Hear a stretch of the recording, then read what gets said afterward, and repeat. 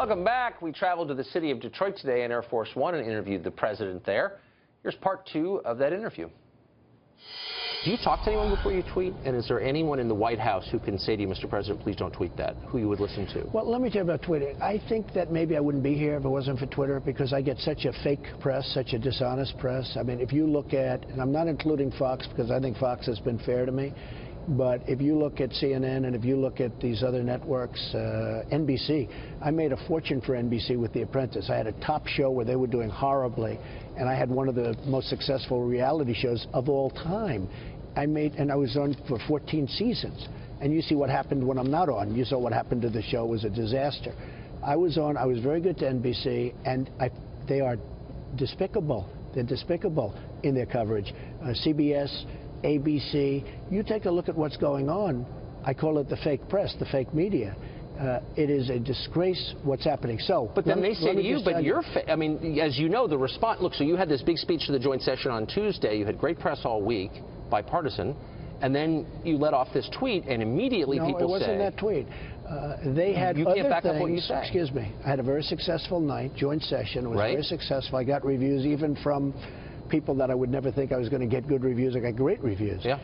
And then all of a sudden they came up with a new dialogue in order to kill that. So that speech was hot for about 2 or 3 hours after the speech was made, because they came up with other things having to do with other people that they shouldn't have been able to do and they shouldn't have done. But they did it. And you know exactly what I'm talking about. So the news is not honest, much of the news. It's not honest. And when I have close to 100 million people watching me on Twitter, including Facebook, including all of the Instagram, including POTUS, including lots of things. But we have, you know, I guess pretty close to 100 million people. I have my own form of media.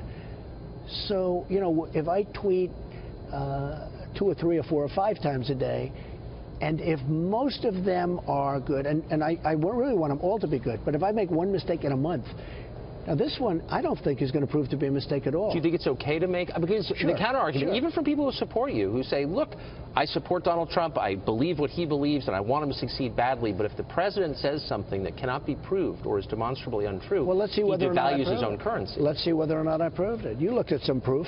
I mean, let's see whether or not I prove it. I just don't choose to do it right now. I choose to do it before the committee, and maybe I'll do it before the committee. Maybe I'll do it before I see the result of the committee. But I think we have some very good stuff, and we're in the process of putting it together, and I think it's going to be very demonstrative. But just on Twitter, if I don't do that, I won't get my word out. Because when I say things, the press doesn't cover it accurately. They cover it very inaccurately, much of the press. Some of the press, by the way, some of the finest people I know are reporters. Reporters are wonderful. I'm talking about the fake media, the fake news, and there's a lot of fake news. So if they're not going to do me the honor and the public the honor of spreading my word accurately as it was meant, and you know exactly what I'm talking about, because there's been nobody in history that got more dishonest media than I've gotten. You look at some of the stories in the New York Times, you look at some of the stories in the Washington Post, take a look at what's going on with CBS and NBC in particular and ABC, and take a look at CNN. It's a complete hit job. No matter what you do, no matter how good, no matter how great it is, they don't report it in a positive fashion. So when I can reach, whether it's 90 million or 100 million or 80 million, however many people it may turn out to be when you add everything up, and then of course it gets disseminated from there, when I can reach that many people, Twitter is a wonderful thing for me because I get the word out. Does it ever go through any kind of mediator? Sure it does, sure. You sometimes show your staff sometimes I'll have something and I'll say, what do you think about this? A lot of times my staff comes to me and they say, could you do a tweet or this or that because it's not being shown correctly? I mean, they'll come to me a lot and they'll say, could you do, I probably wouldn't be here. I'm not talking about Twitter because it's really Twitter, Facebook, and lots of other things, okay? But I might not be here talking to you right now as president if I didn't have an honest way of getting the word out. Last question. European nationalism obviously is flowering, and a lot of it is about immigration and culture. Do you think it's possible to move a large Muslim population into the West and successfully integrate them into Western culture? Have you seen that anywhere? Well, it's not easy, and it certainly hasn't been easy. You look at Germany, you know, I took a lot of heat over Sweden, and then the next day they had this massive riot. Now nobody talks about it. It certainly has not proven to be easy.